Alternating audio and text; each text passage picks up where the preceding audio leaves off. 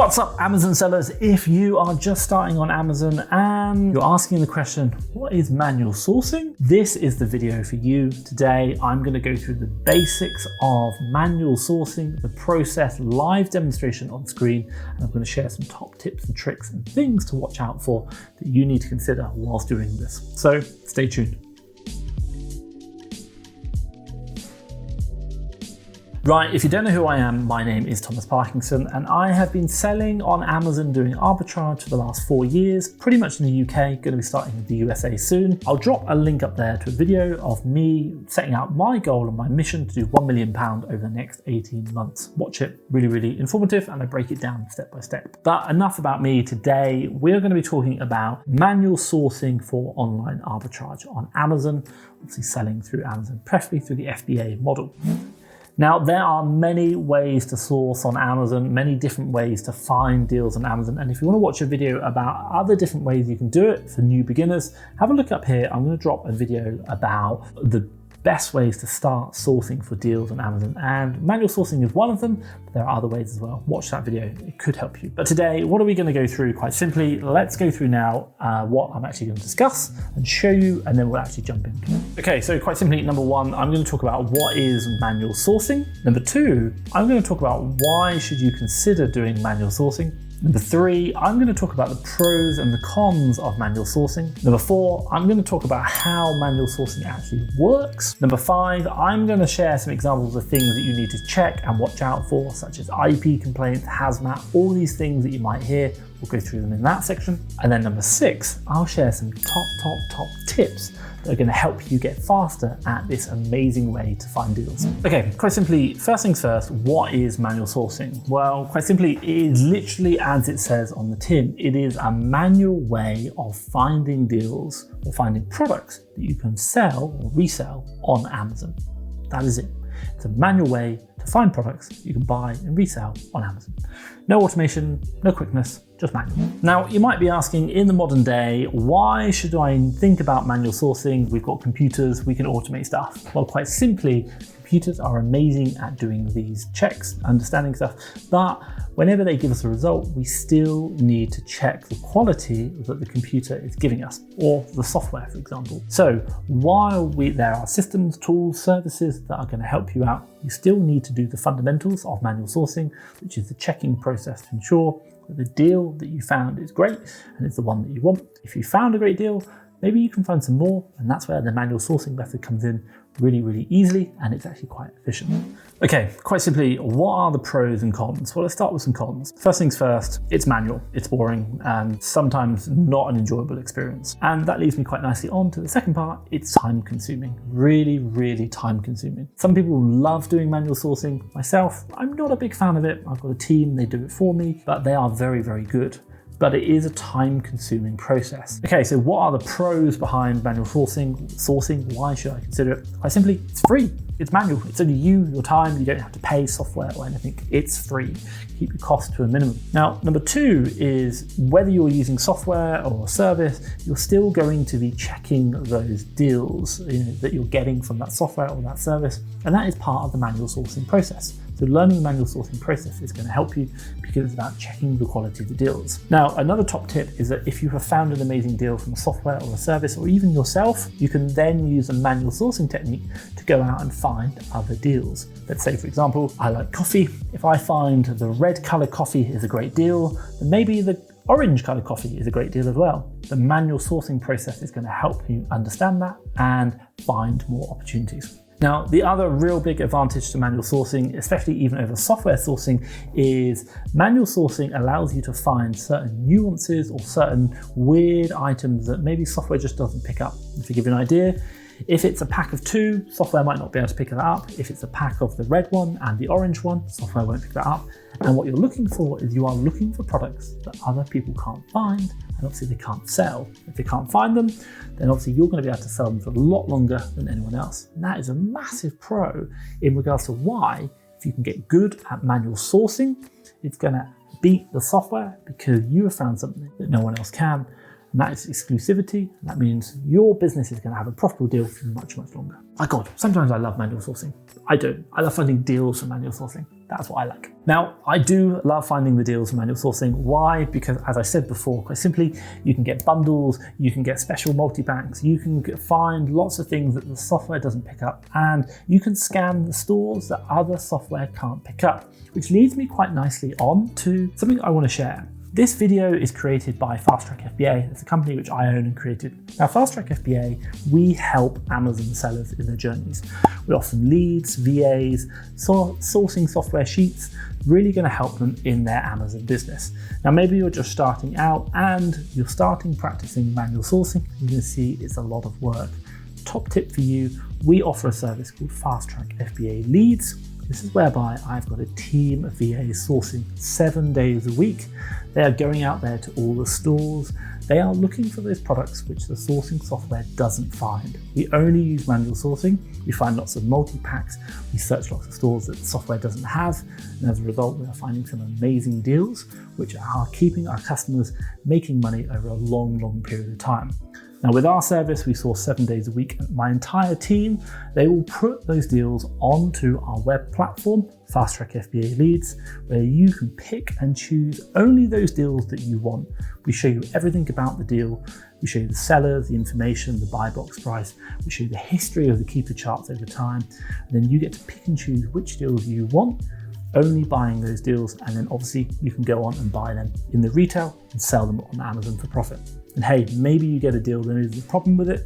Don't worry, you can get a refund on that deal if there's anything not right, i.e. the sellers or the supplier can't deliver to you. We supply this service into the UK and the USA. I'll drop a link down below. Have a look at FastTrackFBA Leads. Really, really good. I really recommend it. Obviously, I made it. But hey, let's get back now. Okay, so the next question you're probably asking is, I understand the benefits of manual sourcing. I appreciate it's going to be time consuming, but I do need to learn this technique because it's going to help your business. So next question you want to know is, how do I actually do it? Let's jump on the computer now.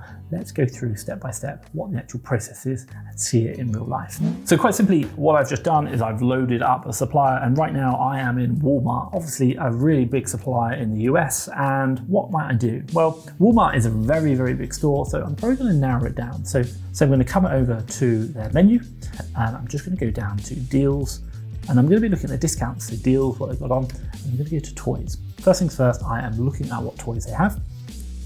Then I'm just going to have a look back, and I'm going to have a look here. You know, I can see a number of different products, and I'm going to choose maybe one product to start with. So this Amazon, or this product here, this Lego, I can see it's on a holiday deal. It's been discounted down.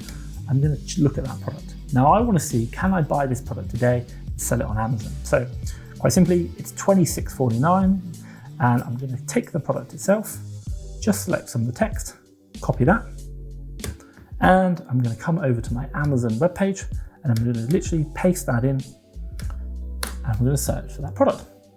Now what I'm doing, I found a product in the supplier, Walmart, and I'm going to check for the same product in Amazon to see if I can make a profit on it. So quite simply, I'm going to come down and I can see here, this product right here, oh, that's loading up. This product right here is going for $26.49, but I'm going to have a quick look. Now, if you don't know, for me, I use calculator tools that are going to help me speed up this process. You can use the Amazon revenue calculator, but I use another tool which is going to help me out, and that's FBA multi-tool. And that's just loaded up right here. Now, quite simply, I'm going to put in my buy price. So my buy price of this product is $26.49, and you can probably imagine if I'm going to buy it for $26.49 and I'm going to sell it for $26.49, the amount of profit I'm going to make isn't going to be that great, i.e. buy and sell at the same price. There is no money to be made, and hence that sell me. That is the fundamentals of manual sourcing. Finding a product in the supplier, finding the same product in Amazon, and working out between the buy and sell price minus all the fees. And something like FBA Multi-Tool tells you all the fees that you're going to incur, i.e. the Amazon selling fee, the referral fee, any taxes liable. It's going to put that in and work out the profit you're going to make. And you're looking for products which you can make a profit on, that you can buy, sell on Amazon and make a profit. And you're going to keep doing that for maybe every single product in Walmart, every single product in any store that you want. As you can see, quite a manual process and can be quite time consuming. Okay, so another example of manual sourcing, and we'll go through it now, and actually we'll see what the advantages are. So one top tip you might think about is you could do this randomly, i.e. literally pick a random product, but you might want to go for something like a well-known product. So let's go through an example now. Okay, so quite simply here, I've loaded up into the Shop Disney UK website. And the one thing which I've done is I've just come down to toys and I've looked into dolls. So I've gone into dolls. Now, when I looked into dolls, what I can see straight away is that there are offers on. So again, if we're looking at certain products to make money, generally if the product is discounted, it's going to help. So I can see, and I'm just taking the very first one here, I can see this product is $13.95, but also as well, it's 2 for £24. So I can do a quick bit of math in my head and say that's £12 each. Now, what I'm going to do is just go into that product, voila, right here, and I'm literally going to take the name and I'm going to search that into Amazon. And I've done this already, and you can see here, Disney Store Kristoff Classic Doll Frozen 2. And voila, you got that up here. That's the same name. When I've done that, I can see there's quite a few of them. What I'm looking at here is, it looks to be this one right here. This is the product that we're actually looking at. So let's load into that. And voila, I've got this product here. Now I can see straight away that this product is selling for $24.95, whereas the one we're buying from is $13.95, but remember we're getting 2 for £24, so that's £12. Now quite simply, we've got here, if I put in the right price, $24.95, and I put in the buy price at £12, what are we going to get? That all of a sudden is now much more profitable. We're going to be making £3.98p profit on this product at 33% ROI. You might say, well, hey, we found a great product, but be careful, there's a couple of things you want to check and we will go through them right now. So when you're ever doing any manual sourcing or even checking of a deal, software, service, not a problem, you need to be checking some certain things on your deal. So let's go through it now. What do you need to check when you found a deal that you think is profitable? First things first, what I would always do is just make sure that the actual products are the same. So for this example right here, what have we done? Well, quite simply is we're looking at the product itself and we're saying it's a 30 centimeter action doll. So I can see here 30 centimeters. Now it looks the same in the picture, but I'm just trying to get a size. So 30 centimeters is the size, and we'll come back to here and see what size is this. So can I see the information here? So I can see here height is 30 centimeters. Now sometimes there might be a small variance, one is 29, one is 30, I'm happy with that. It's very unlikely they're gonna make one centimeter less than the other, i.e. two models, it's probably gonna be the same model. So 30 centimeters, I'm pretty happy with that. Does it tell me the weight? No, it doesn't, but I can kind of get a feel for the look of it. It looks the same, it's the same height. I'd be very happy to say I think that is the same product. Sometimes you're gonna see things like barcodes, and I don't know if this is a barcode on here. We can actually check that. So maybe if I just create a new page and search that barcode, will it come up to the same product? This is a different product, and sometimes you might see this whereby there is more than one listing, i.e. Amazon listing for the product. Now you might say, hey, I want to go for this one, but there's a reason why I'm not going to. I'm going to come back to this one, and I'll explain why in a minute. So number one, I'm quite happy that these two products are the same. Number two, what am I going to go through? Well, I'm using my FBA multi-tool to check me, and quite simply, I'm going to be looking, can I sell this product? So eligibility to sell, yes. I need to be able to sell the product. If I can't sell the product on the Amazon marketplace, no point buying it. Just buying stock, you can't resell. And to make money, you've got to be able to sell the item. Number two, I'm going to be looking at hazmat. I always sell everything through the FBA program fulfillment by Amazon, and hazmat is making sure that the products aren't hazardous. Then that's going to be something that I need to make sure. So I'm always making sure it's not hazmat, that's good. Now, quite simply, the next thing I'm going to be looking at is the profit and the ROI. I want to make sure they meet my criteria, and a general rule of thumb a lot of people work to, £3 profit, 30% ROI. That's a good starting point, but you can make money way under that or way over that. Honestly, there is a lot of opportunity to make money with different models, but £3 profit, 30% ROI, really good thing. So you can sell the item, it's not, you can ship it into Amazon, it's not hazardous, and you can make profit on it. Now the next question is, will the product actually sell? And what we're looking at for that, FBA multi-tool shows me again, we're going to be looking here, which is quite simply the sales estimator. We're looking at, does the product actually sell? It's telling me it's selling 20 to 23. Now, quite simply, I might have a look at that, but when you become a bit more advanced, you're going to be looking at something like the keeper graph, you're going to be looking at the sales rank, which is this green line. That's really going to help you out. So learn about Keeper, and I'll drop a link to the Keeper training, the free Keeper training I've done up there. That's really going to help you understand that and how to read the Keeper graph. Okay, so quite simply, that is how you do some manual sourcing and some top tips there. So quite simply, what are some things that you might want to consider? IP checks, intellectual property, they're a danger to your account. Also as well, hazmat and even mismatches. Let's go through some examples now. I'll show you on the screen and we can just kind of show you some things that you want to look out for. So let's jump on now and go through them.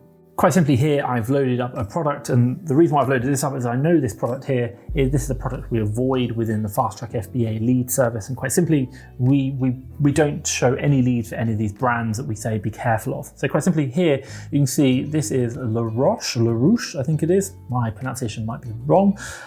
Quite simply, we're using here, it's saying FBA multi-tool is saying, warning, there are less than 3 sellers, you need to be careful. And what you can do, you can jump over to the FastTrackFBA brand intellectual property checker and obviously have a quick look down. So for us, if we're saying here, we're going to have a quick look down. We've got lots and lots of brands here that we kind of keep an eye on. And obviously you can see it here, we've got that brand in. That means we say, don't buy this brand, so be careful. Now, one thing you can do if you become a bit more advanced, and I'll just kind of double check it, if we kind of go down, and what we are looking at is the number of sellers. Quite simply, we look at the keeper graph and this blue line to show us the number of sellers is very low. If we look at that pretty much all over all time, it's always been 1. What's that a sign of? That's generally a sign of other sellers are not allowed to come onto this listing. Why? Amazon or the manufacturer is keeping that to 1 seller. Maybe there's 2 now, but they're keeping it very low. What we normally like to see is a lot of other sellers, FBA sellers on that listing. It means there's competition, it's healthy competition, it's good. It means other sellers are allowed to sell. When there's only 1 seller on the listing, maybe even 2, that's a big red flag, a big warning sign. So if you want to be careful checking brands, you have a look at the FastTrackFBA IP checker. It's going to help you. Another one you might be thinking about is, look here, right now we just loaded up this nail varnish, this nail product, and quite simply, you can see here it says hazmat restricted. That's showing you that this product you need to be very careful of, not for the fact that you can't sell it, but more for the fact that if you were to buy it, Amazon won't accept it in their warehouses as an FBA item. So if you're buying products, always make sure you can actually ship them into Amazon via the FBA program. That is hazmat restricted. Another one you might be thinking about are mismatches, i.e. they look exactly the same, but they might not be. So here we've got this product. This is a Spider-Man, it's a pillow, and here is the supplier. They look pretty much exactly the same. My God, I think they are pretty much exactly the same pictures. But quick thing on its closer inspection, this one is 24 inches and this one here is 25 inches. Now, what you will find with arbitrage is sometimes the dimensions change, and I did talk about that earlier. And it's not to say that these might not be the same product, they could be, but there is a discrepancy in one supplier's description of it and the other supplier's description. So you might just want to do a test purchase and make sure they are exactly the same product. Maybe the supplier's got the dimensions wrong, and when you buy it, you actually find it's 24 and it matches the Amazon description. Fantastic.